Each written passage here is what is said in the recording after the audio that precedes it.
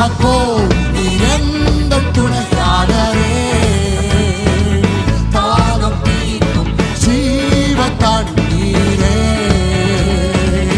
ஆவியானவர் ஆவியானவர்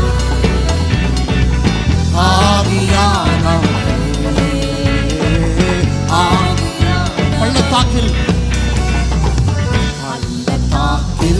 நடக்கும் போது என்னை காண்பவரே, தாகத்தாலே தகரும் போது என்னை கேட்பவரே, பள்ளத்தாக்கில் நடக்கும் போது என்னை காண்பவரே, தாகத்தாலே தகரும் போது என்னை கேட்பவரே. சேர்ந்து பணம் என் ஹக்கோ நீ எந்த துணையாளரே, தாகம் தீர்க்கும் ஜீவ தண்ணீரே, ஓ என் ஹக்கோ நீ எந்த துணையாளரே, தாகம் தீர்க்கும் ஜீவ தண்ணீரே, ஆவியானவர் ஆவியானவர் ஆவியானவர் ஆவியானவர். பாடலிலே என் ஹக்கோர் என்ற ஒரு வார்த்தை பயன்படுத்தப்பட்டிருக்கிறது. நியாயாதிபதிகள் 15ஆம் அதிகாரம் 18-19 வசனத்தில் சிம்சோன் ஒரு கழுதையுடைய பச்சை தாடை எலும்பை வைத்து 1000 பெலிஸ்தியர்களை கொன்ற பின்பு அவன் தாகத்தால் வறண்டு மரிக்கும் தருவாயில் இருக்கும் பொழுது தேவனை நோக்கி விண்ணப்பம் பண்ணுகிறான். ஆண்டவரே, என் சத்துருக்கள் கைகளில் தப்புவித்தீர், ஆனால் தாகத்தால் இப்பொழுது நான் சாகிறேன், ஆண்டவரே எனக்கு உதவி செய்யுங்கன்னு சொல்லும் பொழுது வசனம் சொல்லுகிறது, ஆண்டவர் தேவன் அந்த பள்ளத்தாக்கிலே ஒரு பிளவை உண்டு பண்ணி உள்ளிருந்து தண்ணீர் ஓடி வந்து அவன் குடித்த போது அவனுடைய உயிர் மீண்டுமாய் திரும்ப வந்தது. அவன் பிழைத்து கொண்டான். அந்த இடத்திற்கு என் ஹக்கோரி என்று பெயர் விட்டான்.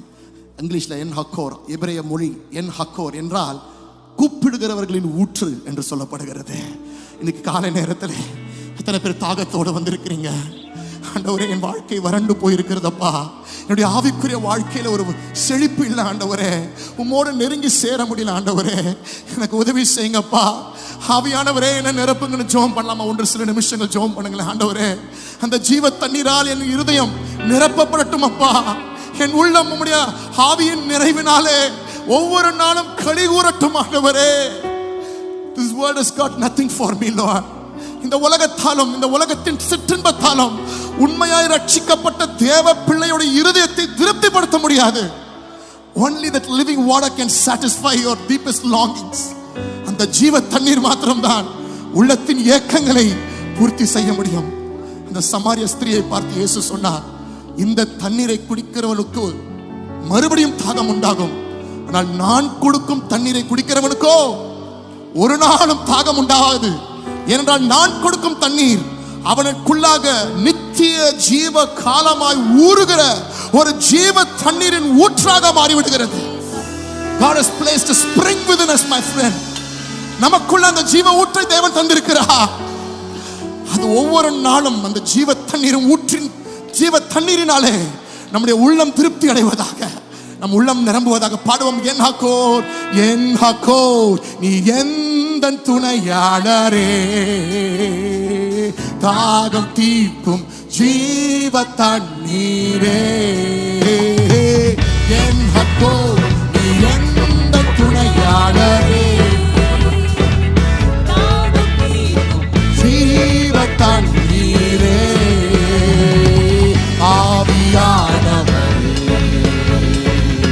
ஆவியானவர் ஆவியானவர் ஆவியானவர். இருள் நிறைந்த பள்ளத்தாக்கில் நடக்க நேர்ந்தாலும் கலங்க மாட்டேன், திகைக்க மாட்டேன், நீரனோடு உண்டு.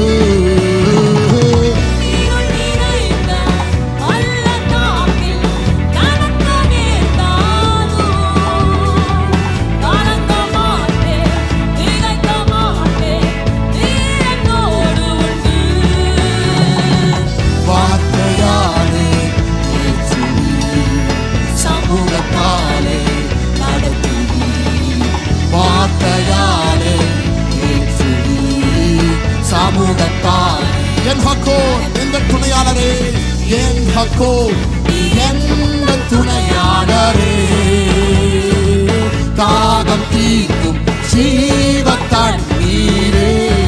ஓ என் ஹக்கோர் எந்த துணையாளரே, தாகம் தீர்க்கும் ஜீவ தண்ணீரே.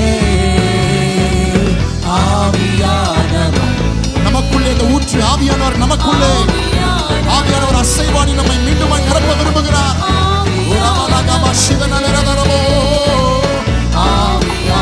சோர்ந்து போகும் நேரத்தில், சோர்ந்து போகும் நேரத்திலும் பலனை தருகின்றீ, சத்துவமில்லா வேளையில் அதை பெருக செய்கின்றீ.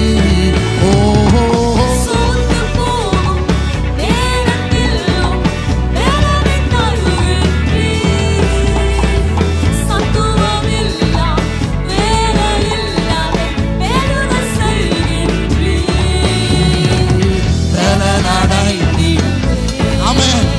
ஆவியானவர் இருக்கிற இடங்களில் பலன் உண்டு, ஆவியானவர் இருக்கிற இடங்களில் விடுதலை உண்டு.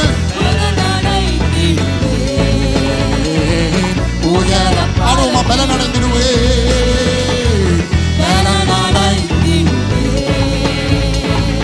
உயர பார்த்திடுவே,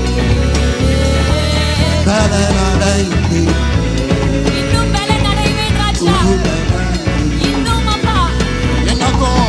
என் ஹக்கோர் என்